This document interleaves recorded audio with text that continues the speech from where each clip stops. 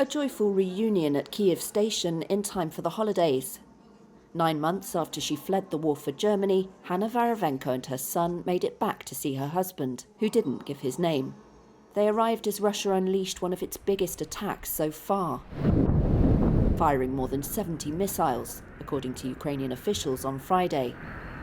They learned about it on the train, which was held up at Bucha, outside Kyiv, as strikes rained down on the capital. But the couple lived close to the border where the war began, Varovenko said, so they'd been through worse. All my friends in Germany and all our friends who stayed in Ukraine tried to dissuade us from this trip, but I haven't seen my husband and father for 9 months.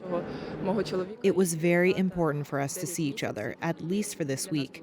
The journey is over 2 days, but this is worth it. People were shopping by flashlight in the country's second city, Kharkiv, where the bombardment knocked out power. It forced emergency blackouts across the country, which is frozen in the depths of winter.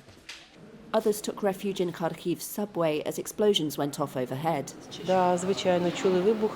We heard the explosions. There were a lot of them. I was in the trolley bus when there still was electricity. When the power went out, we descended here to the subway and are waiting for the air raid siren to end. Russia has rained missiles on Ukrainian energy infrastructure since early October, after several battlefield defeats. But Friday's attack seemed to cause more damage than usual.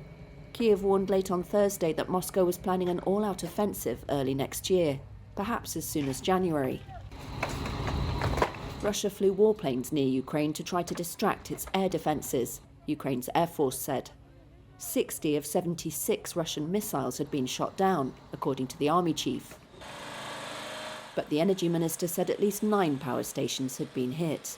Moscow says the attacks are aimed at disabling the country's military. Ukrainians call them a war crime.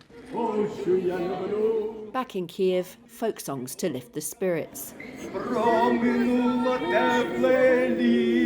as people took shelter from the attack at a metro station. Героям слава!